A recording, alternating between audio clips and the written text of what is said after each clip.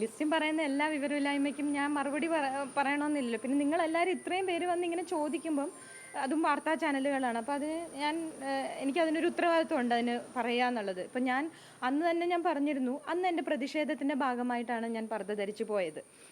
പക്ഷെ അത് എല്ലാ ദിവസവും അതിട്ടുകൊണ്ട് പോകണമെന്നില്ലല്ലോ. ഞാൻ അന്ന് അവിടെ അന്ന് അസോസിയേഷനിലെ ഭാരവാഹികൾ ഇരിക്കുന്ന സ്ഥലത്ത് ഞാൻ പർദ്ദ ധരിച്ചു പോയി, ശരിയാണ്. അതെൻ്റെ പ്രതിഷേധം ഞാൻ അറിയിച്ചു. രണ്ടാമത് പോകുമ്പോൾ അവിടെ ഭരണാധികാരികളുണ്ട്, അവിടെ മീഡിയക്കാരുണ്ട്, എല്ലാവരും ഉണ്ട്. അപ്പം ഞാൻ പിന്നെ ജീവിതകാലം മുഴുവൻ പർദ്ദ ധരിച്ച് നടക്കണമെന്നാണോ ലിസ്റ്റിന് ഉദ്ദേശിക്കുന്നത്? എനിക്ക് മനസ്സിലായില്ല. അപ്പം ഞാൻ എൻ്റെ പ്രതിഷേധം അറിയിച്ചതാണ്. എനിക്ക് എലിജിബിലിറ്റി ഉണ്ടായിട്ടും എന്നെ പുറത്താക്കുമെന്ന് ഭരണാധികാരി അടക്കം പറഞ്ഞപ്പോൾ അതിൻ്റെ പ്രതിഷേധത്തിൻ്റെ ഭാഗമായിട്ടും കൂടെയാണ് ഞാൻ അന്ന് പർദ്ദ ധരിച്ചു പോയത്. സിനിമയുടെ പ്രൊഡക്ഷന്റെ പേരിലാണ് മറ്റൊരു ആരോപണം പറയുന്നത്. ഫ്രൈഡേ ഫിലിം ഹൗസിന്റെ പേരിലല്ല, സാന്ദ്ര തോമസ് പ്രൊഡക്ഷൻസിന്റെ പേരിലാണ് 3 സർട്ടിഫിക്കറ്റ് വേണ്ടത്. അതാണ് കാണിക്കേണ്ടതെന്നാണ്. സാന്ദ്രയുടെ പേരിലുള്ള അത് ഈ അസോസിയേഷൻ്റെ തന്നെ ട്രഷററായിരുന്നു കൊണ്ട് ലിസ്റ്റിന് ഈ ബൈലോയെ പറ്റി യാതൊരു ധാരണയും ഇല്ലാത്തത് കൊണ്ടാണ് ലിസ്റ്റിന് അങ്ങനെ പറയുന്നത്. ഇതാണ് ബൈലോ. ഈ ബൈലോയിലെ 23-ാമത്തെ പോയിന്റ് ഇങ്ങനെ പറയുന്നത്: any regular member who has got 3 or more number of pictures censored to his credit. To his credit എന്നാണ്, അല്ലാതെ ഫേമിൻ്റെ ക്രെഡിറ്റിൽ നല്ല പറഞ്ഞേക്കുന്നത്. To his credit will be eligible for occupying any post as an office bearer എന്നാണ് പറയുന്നത്.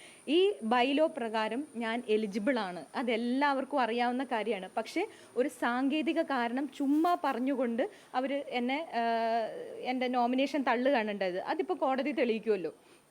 11-ാം തീയതി അതിൻ്റെ വിധി വരാനായിട്ടിരിക്കുകയാണ്. അപ്പം ലിസ്റ്റിൻ ചുമ്മാ അതും ഇതും പറഞ്ഞതുകൊണ്ട് ലിസ്റ്റിന് ഒന്നിനെക്കുറിച്ച് ഒരു ധാരണയില്ല. ഈ അസോസിയേഷൻ്റെ തലപ്പത്ത് കയറി ഇരുന്നുകൊണ്ട് ഒരു ധാരണയില്ലാതെയാണ് പല കാര്യങ്ങളും പറയുന്നത്. അതുപോലെ തന്നെ ഞാൻ മാനേജിങ് പാർട്ട്ണറായിരുന്നു. അത് കഴിഞ്ഞ് 2016 ശേഷം 24 വരെ ഞാൻ വോട്ട് ചെയ്തിട്ടില്ല എന്ന് പറയുന്നു. അങ്ങനെയൊക്കെ പറയുമ്പോൾ 2016 വരെ ഒരു മെമ്പർക്കാണ് ഈ പ്രൊഡ്യൂസേഴ്സ് അസോസിയേഷൻ ഒരു മെമ്പർഷിപ്പ് കൊടുക്കുന്നത് ഒരു ഫേമിനാണ്. മനസ്സിലായോ? ഒരു ഫേമിന് മെമ്പർഷിപ്പ് കൊടുക്കുമ്പോൾ ആ ഫേമിൻ്റെ പാർട്ട്ണറായിരുന്നു ഞാൻ. അതിനെ റെപ്രസെൻറ്റ് ചെയ്ത് നിന്നിരുന്നത് ഞാനാണ്. അതിൻ്റെ മാനേജിങ് പാർട്ട്ണർ ഞാനായിരുന്നു. അത് പ്രകാരം 2011 മുതൽ 2016 വരെ എനിക്കായിരുന്നു വോട്ടിംഗ് റൈറ്റ്സ്. അതിനുശേഷം ഞാൻ ആ പാർട്ട്ണർഷിപ്പ് ഫേമിൽ നിന്ന് മാറിയതിന് ശേഷം ഞാൻ വോട്ട് ചെയ്തിട്ടില്ല. അതിനുശേഷം സാൻഡ്ര തോമസ് പ്രൊഡക്ഷൻസിൻ്റെ പേരിൽ എനിക്ക് അഡ്മിഷൻ കിട്ടിയതിന് ശേഷമാണ് ഞാൻ വീണ്ടും ഇപ്പം എനിക്ക് വോട്ടിംഗ് റൈറ്റ്സ് വന്നത്. എന്ന് വെച്ച് നമുക്ക് മത്സരിക്കാനുള്ള എലിജിബിലിറ്റി അതല്ല. മത്സരിക്കാനുള്ള എലിജിബിലിറ്റി ഏതെങ്കിലും 3 സെൻസർ സർട്ടിഫിക്കറ്റാണ്. ഈ പറയുന്ന വ്യക്തി ഏതെങ്കിലും 3 സിനിമകളെങ്കിലും ചെയ്തിരിക്കണം എന്ന് മാത്രമേ അതിനുള്ളൂ. ഈ ബൈലോ അതിനകത്ത് വളരെ ക്ലിയർ ആയിട്ട് പറഞ്ഞിട്ടുണ്ട് ഞാൻ എലിജിബിൾ ആണ് എന്നുള്ളത്. മമ്മൂട്ടിയുടെ പേര് അത് തീർച്ചയായിട്ടും ലിസ്റ്റിന് ഇതിനെക്കുറിച്ച് അറിവില്ലാത്തത് കൊണ്ടാണ്. ലിസ്റ്റിന് ഈ പലപ്പോഴും ഈ സംഘടനാ തലപ്പത്ത് വരുന്ന ആളുകളൊന്നും ബൈലോ അറിഞ്ഞിട്ടോ അല്ലെങ്കിൽ ഇതിൻ്റെ റൂൾസ് ആൻഡ് റെഗുലേഷൻസ് അറിഞ്ഞിട്ടോ അല്ലെങ്കിൽ അത് നടത്തിക്കൊണ്ട് പോകാൻ എന്തെങ്കിലും ഒരു അഡ്മിനിസ്ട്രേഷൻ ക്വാളിറ്റി ഉണ്ടായിട്ടോ അല്ല. അവരെല്ലാം അവരുടെ പവറും അല്ലെങ്കിൽ ഒരു കോക്കസിൻ്റെ ഭാഗമായി നിന്ന് മാത്രമാണ് ഈ അസോസിയേഷൻ്റെ തലപ്പത്ത് കയറിയിരിക്കുന്നത്. അത് അവരുടെ കാര്യങ്ങൾ സാധിക്കാൻ വേണ്ടി മാത്രമാണ്. ഞാനിപ്പോൾ എത്രയോ കാര്യങ്ങൾ ലിസ്റ്റിനെ പറ്റി പറഞ്ഞു.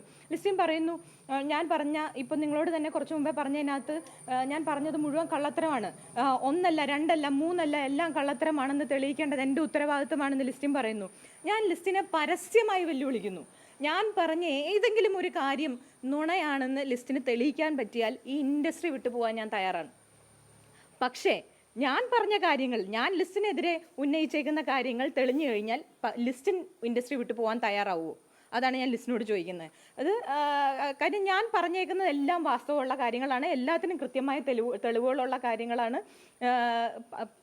ലിസ്റ്റിനോട് എനിക്ക് പേഴ്സണലി ഒരു വൈരാഗ്യവും ഇല്ല. ലിസ്റ്റിൻ എന്ന വ്യക്തിയോട് എനിക്ക് യാതൊരു വൈരാഗ്യവും ഇല്ല.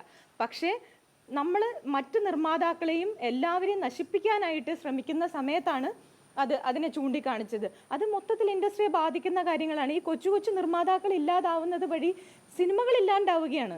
അവിടെ പിന്നീട് അതായത് വലിയ സിനിമകൾ മാത്രം പോരല്ലോ ഒരു ഇൻഡസ്ട്രി നിലനിൽക്കാൻ. ഇവിടെ ചെറിയ ചെറിയ സിനിമകളും വേണം.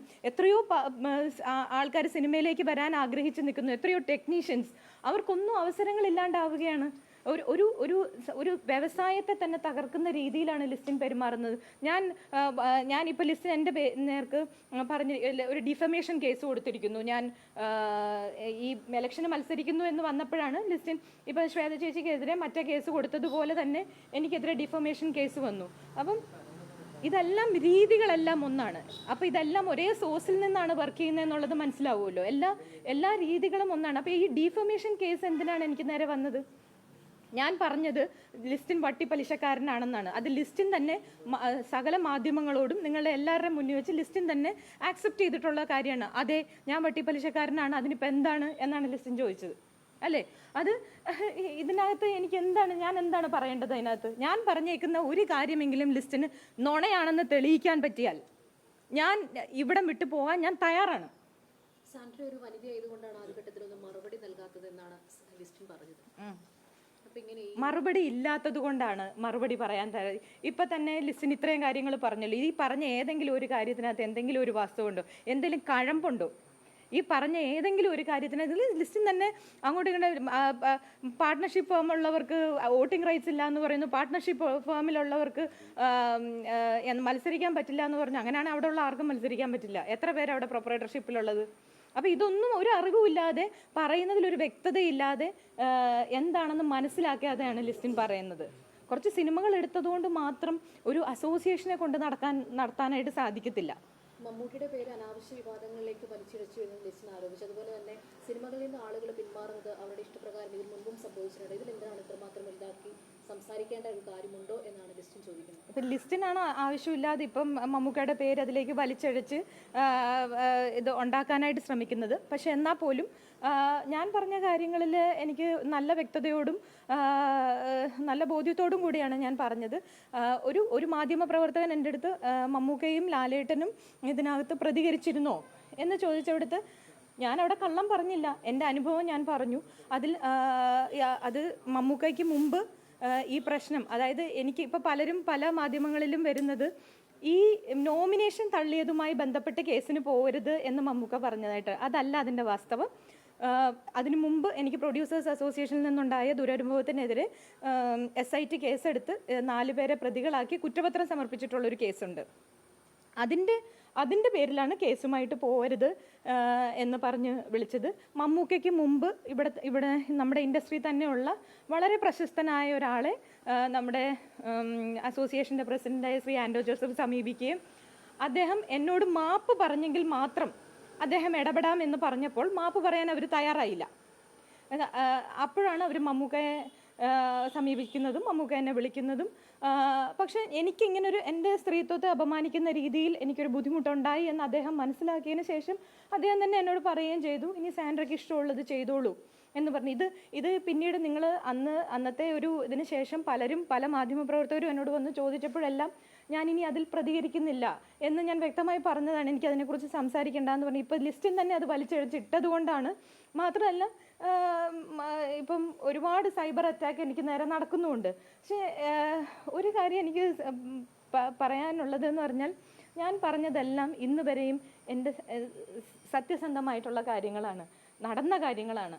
അപ്പം പിന്നെ മമ്മൂക്കയെ സത്യം പറഞ്ഞാൽ ഇതിലേക്ക് വലിച്ചഴിക്കാൻ എനിക്കും താല്പര്യം ഉണ്ടായിരുന്നില്ല. ഒരു ചോദ്യം ചോദിച്ചതിന് മറുപടിയായി പറഞ്ഞൊരു കാര്യമാണ് അത്. ഇനി കൂടുതൽ അതിലേക്ക് പോകാനും ഞാൻ ഉദ്ദേശിക്കുന്നില്ല. തീർച്ചയായിട്ടും അത് എൻ്റെ അടുത്ത് എല്ലാ തെളിവുകളും ഉണ്ടല്ലോ. വിളിച്ചതിന് ഇപ്പോൾ അവരെല്ലാവരും പരസ്യമായിട്ട് വെല്ലുവിളിച്ചൊക്കെ എന്നോട് ചോദിക്കുന്നൊക്കെ ഉണ്ട്. ഞാൻ അതൊന്നും കാണിച്ച് വീണ്ടും ആരെയും പ്രതിരോധത്തിലാക്കാനായിട്ട് ഞാൻ ഉദ്ദേശിക്കുന്നില്ല. ആരും എൻ്റെ ശത്രുക്കളല്ല, അതാണ് ഒന്നാമത്തെ കാര്യം. ആരും എൻ്റെ ശത്രുക്കളല്ല. ഞാനൊരു കോമൺ കോസിന് വേണ്ടിയിട്ടാണ് ഈ ഫൈറ്റ് ചെയ്യുന്നത് എന്നുള്ള ബോധ്യം എനിക്കുള്ളത് കൊണ്ട് തന്നെ ഞാൻ ആരെയും എന്താ പറയുക മോശക്കാരനാക്കാനോ ഇതൊന്നും ശ്രമിക്കുന്നതല്ല.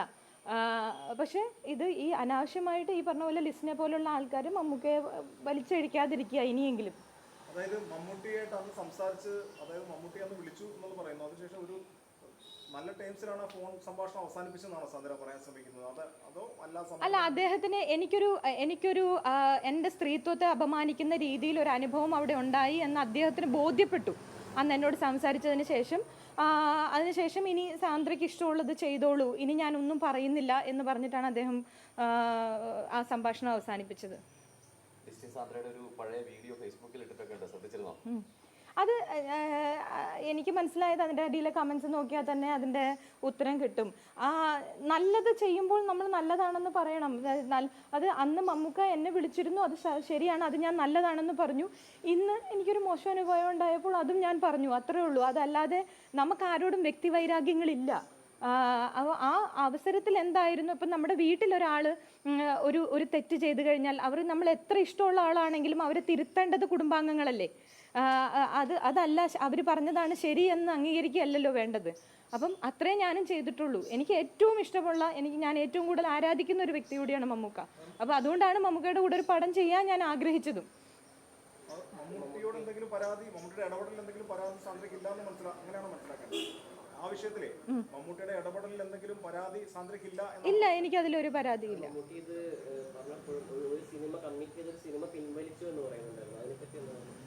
അത് അദ്ദേഹത്തിൻ്റെ ചോയ്സ് അല്ലേ. അത് എനിക്കതിൽ എന്ത് ചെയ്യാനായിട്ട് പറ്റും? അദ്ദേഹം എന്നോട് ചോദിച്ചു, ഞാനത് സമ്മതിച്ചില്ല. പിന്നീട് അദ്ദേഹം അത് ആ സിനിമയിൽ നിന്ന് മാറിയെങ്കിൽ അത് അദ്ദേഹത്തിൻ്റെ ചോയ്സാണ്. ഓരോരുത്തർക്കും ഓരോ അഭിപ്രായങ്ങളുണ്ടല്ലോ.